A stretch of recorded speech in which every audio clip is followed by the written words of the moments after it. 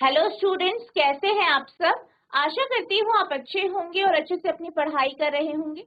मैं मोनिका रावत आपका स्वागत करती हूँ आईसीटी वर्चुअल क्लासरूम देहरादून में। बच्चों, आज हम क्लास 9 का जो आपका सब्जेक्ट है साइंस, उसका चैप्टर मोशन को कंटिन्यू करेंगे।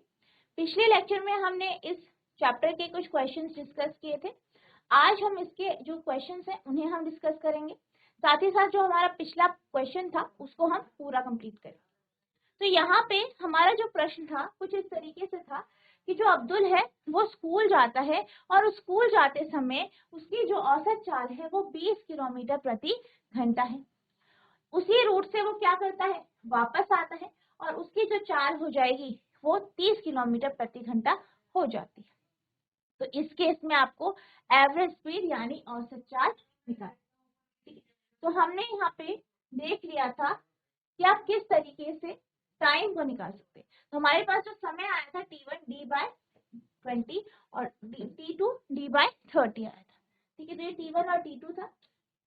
अब यहाँ पे हम अगर एवरेज स्पीड के क्वेश्चन की बात करें, या जो आपका एवरेज स्पीड का कॉन्सेप्ट है, एवरेज स्पीड वो क्या कहता है, total distance cover upon total time.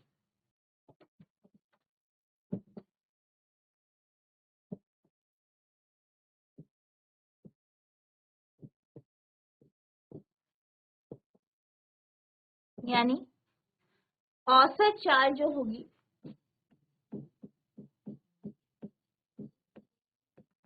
वो है आपका कुल दूरी बटा कुल समय।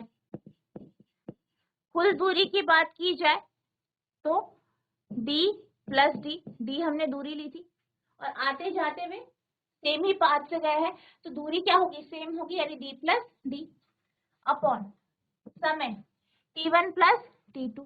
ठीक,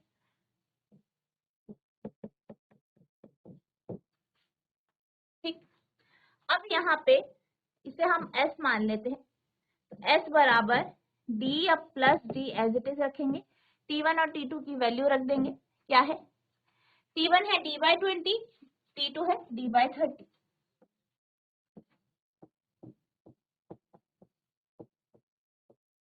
ठीक, सॉल्व करेंगे इसे तो यहाँ पे आएगा s बराबर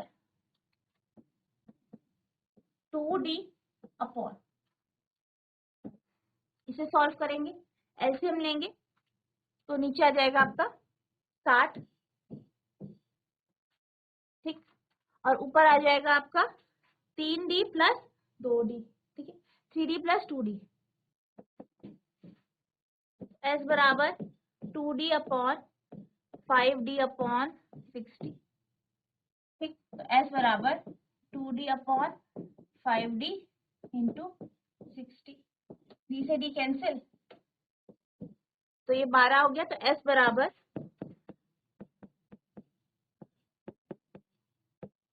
24 मीटर। ठीक, तो s यानी आपकी जो यहाँ पे स्पीड आई है वो 24 मीटर पर सेकेंड आ गई। ये आपकी एवरेज स्पीड है। ठीक है, यहाँ पे s क्या है, आपकी एवरेज स्पीड है। ठीक है, तो आप लिखेंगे एवरेज स्पीड ऑफ अब्दुल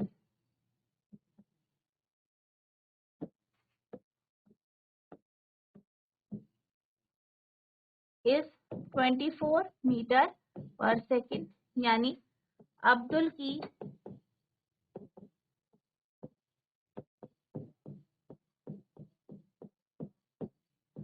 औसत चाल 24 मीटर प्रति सेकेंड है। नोट करें।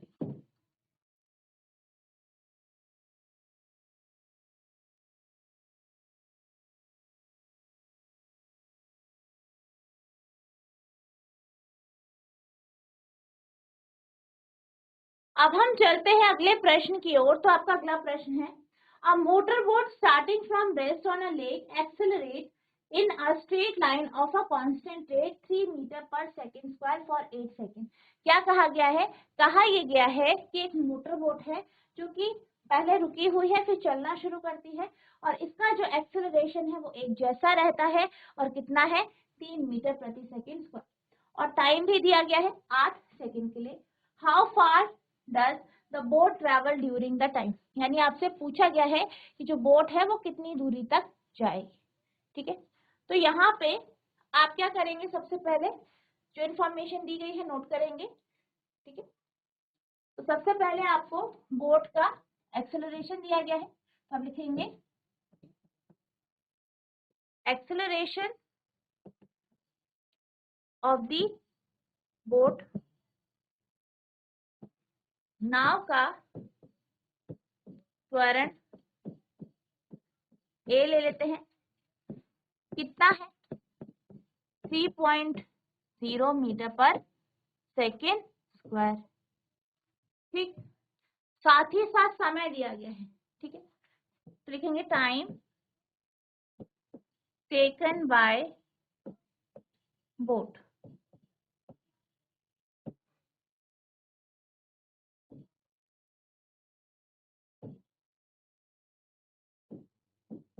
नाव के द्वारा लिया गया समय, यानी टी कितना दिया है 8 सेकेंड। अब पूछा है कि जो बोट है वो कितनी दूरी तय करेगी, ए है आपके पास, टी है आपके पास। ठीक है, एक और कंडीशन दी गई, क्या कहा गया है कि जो बोट है वो रेस्ट से स्टार्ट हो। ठीक है, यानी प्रारंभिक वेग कितना होगा 0, क्योंकि रेस्ट में है तब चलने लगी। तो आप लिखेंगे नाव का प्रारंभिक वेग, initial velocity of the boat, तो ये हो जाएगा 0। ठीक, तो यू है, टी है, ए है आपके पास। जो आपके गति के समीकरण है उनमें से एक गति का समीकरण आप यहाँ पे यूज करेंगे। कौन कौन से हैं?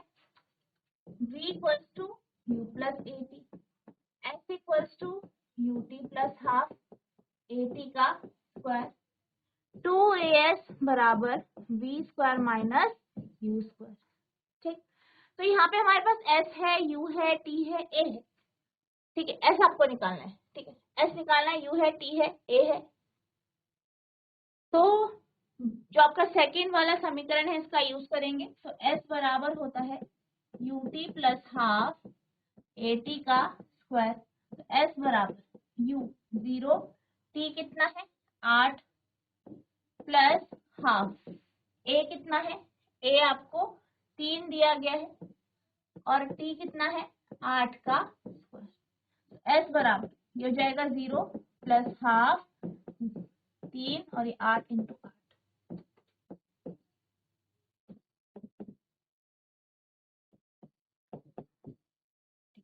तो ये आ गया आपका 96 मीटर। तो आप लिखेंगे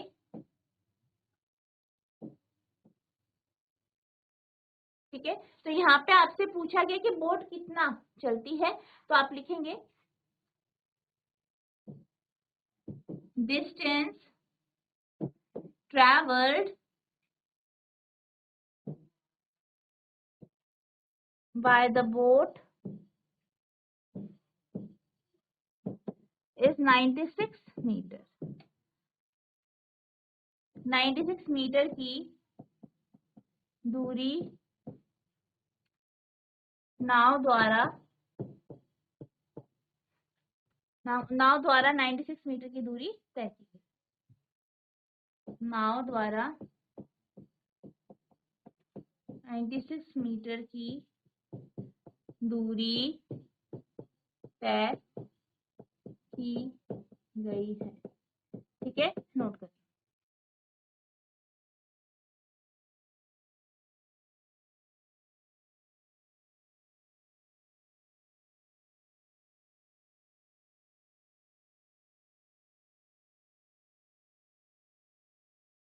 अब हम चलते हैं अगले प्रश्न की ओर। तो आपका अगला प्रश्न है, a driver of a car travelling at 52 kilometre per hour applies the brake and accelerates uniformly in the opposite direction.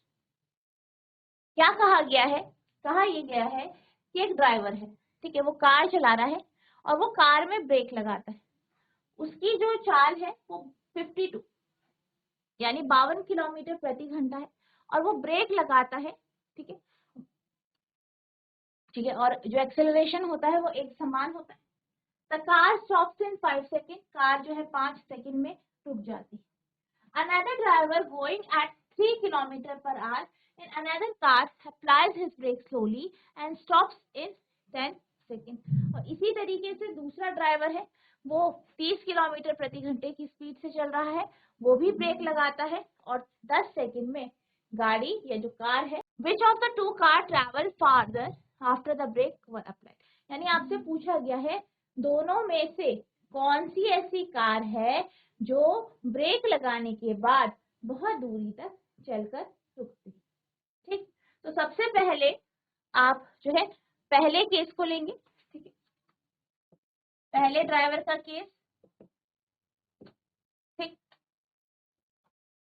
तो हम यहाँ पे इनिशियल वेलोसिटी लेंगे इसे,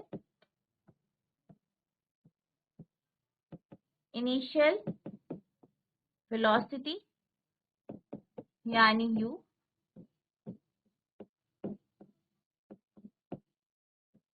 प्रारंभिक वेग कितना है 52 किलोमीटर प्रति घंटा,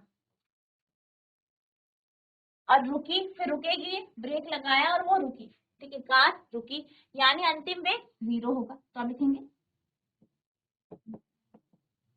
फाइनल वेलोसिटी, अंतिम वेग क्या हो जाएगा 0।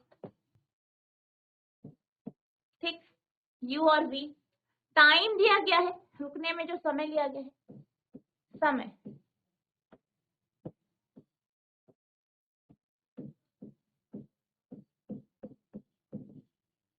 टाइम यानी जो t है कितना है 5।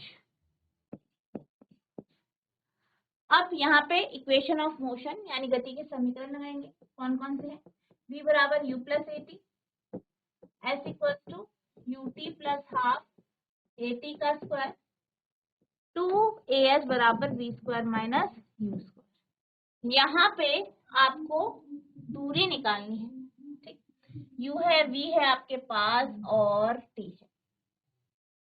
ठीक, तो यहाँ पे दूरी निकालने के लिए आपको एक्सेलरेशन की आवश्यकता होगी। ठीक, एक्सेलरेशन चाहिए होगा, तो आप क्या करेंगे, सबसे पहले एक्सेलरेशन निकालेंगे पहली इक्वेशन।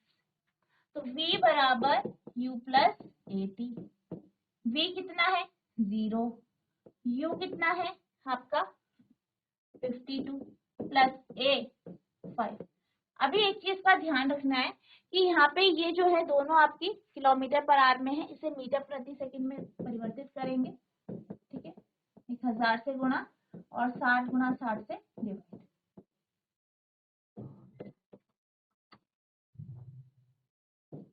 तो ये 130/9 मीटर पर सेकंड होगा और ये भी आपका 0 मीटर पर सेकंड होगा। तो आप 130/9 ले लेंगे यहाँ पे, ठीक है, तो ये आपका होगा 130/9, 130/9।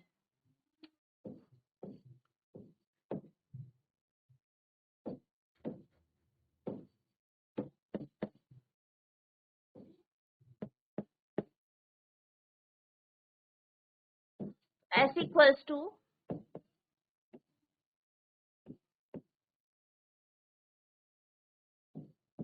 इस तरीके से आ जाएगा, इसे सॉल्व करेंगे फर्दर।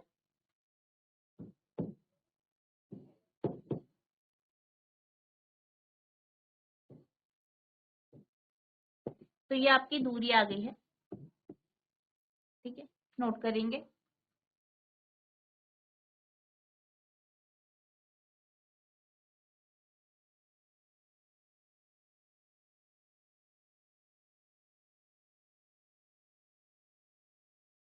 अब हम बात करते हैं दूसरी कार की। तो दूसरी कार में हमें क्या पता है, हमें जो यहाँ पे जो आपका प्रारंभिक वेग है वो 3 किलोमीटर प्रति घंटा दिया गया है, समय 10 दिया गया है और फिर कार रुकती है, यानी v आपका 0। तो आप इसे नोट करेंगे। ठीक है, जो आपका दूसरा ड्राइवर है उसके लिए। ठीक, पहला है आपका प्रारंभिक वेग,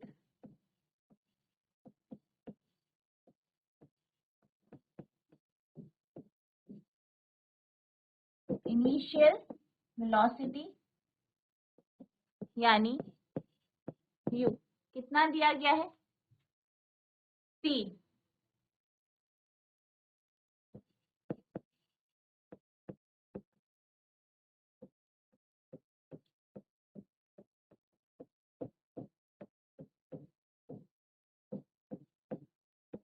तो 5/6 मीटर पर सेकेंड। ठीक है, तो ये आपका क्या आ गया, प्रारंभिक वेग। अंतिम वेग की बात की जाए,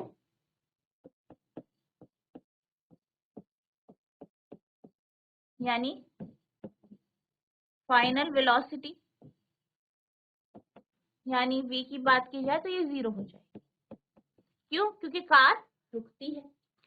इसके बाद u है, v है आपके पास, टाइम दिया गया है 10 second.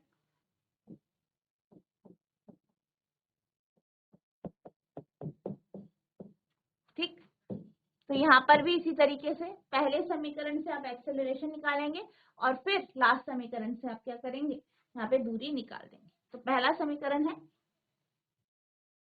v equals to U plus A T. v है 0, u है 5/6 प्लस a, t कितना है, t 10 है।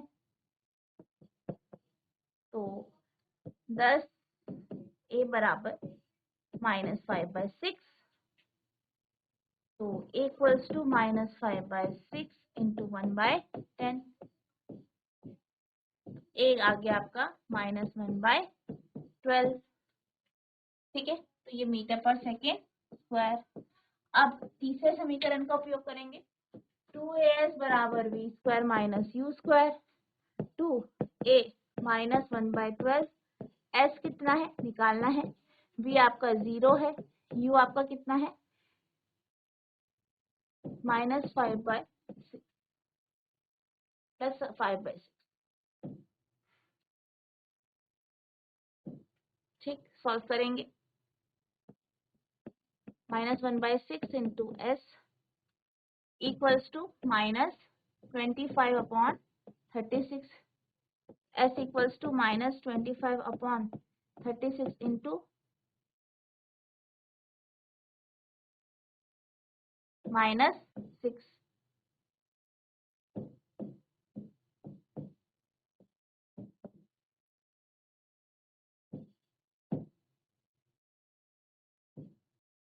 तो ये आ गया 4.16 मीटर। तो आप देख सकते हैं कि जो दूसरी कार है उसके द्वारा 4.16 मीटर की दूरी तय की गई है, वहीं जो आपकी पहली कार है उसके द्वारा 36.11 मीटर की दूरी तय की गई। तो यहाँ पर जो है आपकी जो दूसरी कार है उसके द्वारा ज्यादा दूरी तय की गई। तो आप लिखेंगे सेकेंड कार विल ट्रेवल मोर, यानी दूसरी कार ज्यादा दूरी तय करेगी।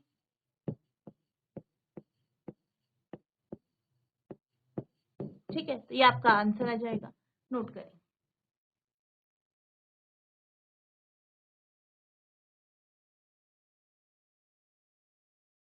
यहाँ पे आपकी पहली कार आएगा, ये मिस्टेक हो गई है। ठीक है, क्योंकि पहली कार ने कितनी दूरी तय की है 36.11 और दूसरी कार ने 4.16। तो यहाँ पे जो आपकी पहली कार है उसके द्वारा ज्यादा दूरी तय की जाएगी।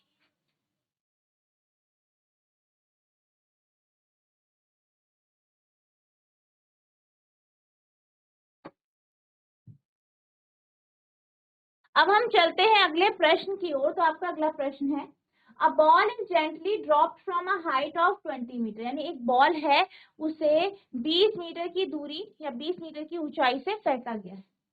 If its velocity increases uniformly at the rate of 10 metre per second square, तो आपसे कहा गया है कि इसका जो वेग है वो 10 मीटर प्रति सेकेंड स्क्वायर की दर से बढ़ रहा है।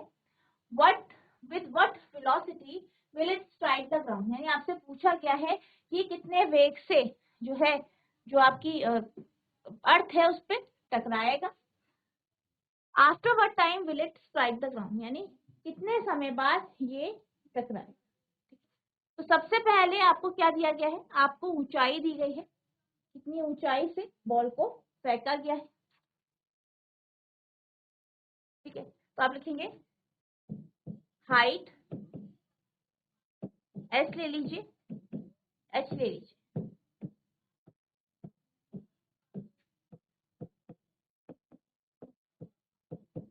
कितना है, 20 मीटर। साथ ही साथ त्वरण आपको दिया गया है, एक्सेलरेशन, यानी त्वरण दिया गया है। और त्वरण क्या कर रहा है, लगातार बढ़ रहा है, यानी पॉजिटिव एक्सेलरेशन होगा, धनात्मक त्वरण होगा। ठीक है, नोट करेंगे इस तरीके से। अब बॉल जो है एक हाइट से छोड़ा गया, एक ऊंचाई से छोड़ा गया, तो जहां से इसे छोड़ा गया वहां पे इसका u का मान 0 होगा, यानी प्रारंभिक वेग इसका क्या होगा, 0। तो आपकी प्रारंभिक वेग यानी इनिशियल वेलोसिटी यानी u कितना है, 0। ठीक, तो सबसे पहले आपको पूछा गया है v। ठीक, v आपसे पूछा है।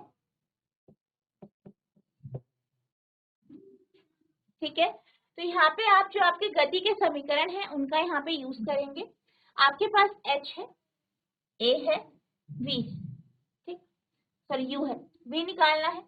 तो आपके पास कौन कौन से समीकरण है, v बराबर u plus A T, h equals to U T plus half A T का स्क्वायर, 2a h बराबर v square minus u square. ठीक, h है, a है, u है। ठीक, तो आप तीसरे समीकरण का उपयोग करके v का मान निकाल सकते हैं।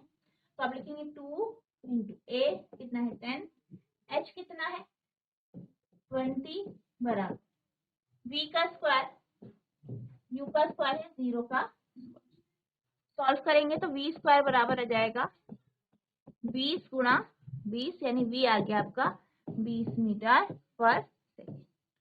तो ये पहला पार्ट आपका सॉल्व हो गया है, v की वैल्यू आ गई है। नेक्स्ट है टाइम t, तो v आपके पास है, a है, u है, h है। ठीक है, तो आप क्या निकाल सकते हैं, t निकाल सकते हैं। तो आप पहले समीकरण का यूज कर लीजिए, v बराबर u plus A T, v है आपका 20, u है आपका 0, a कितना है, a है 10 यानी 10, t आपको निकालना है। तो ये हो जाएगा 20 इक्वल्स टू 10t, यानी t बराबर 20/10 यानी 2 सेकेंड। t आपका क्या आ गया, 2 सेकेंड आ गया है, नोट करें।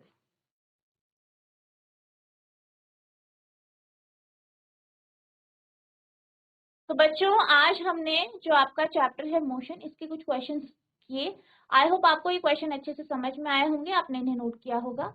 नेक्स्ट लेक्चर में हम जो आपका अगला चैप्टर है उसे हम डिस्कस करेंगे। तो जितना आज आपको पढ़ाया गया है इसे आपको रिवाइज करना है। अगर आपको कोई भी डाउट होगा तो नेक्स्ट लेक्चर में आप पूछ सकते हैं। तो बच्चों आज के लिए बस इतना ही, मिलते हैं अब नेक्स्ट सेशन में। तब तक के लिए thank you and have a nice day.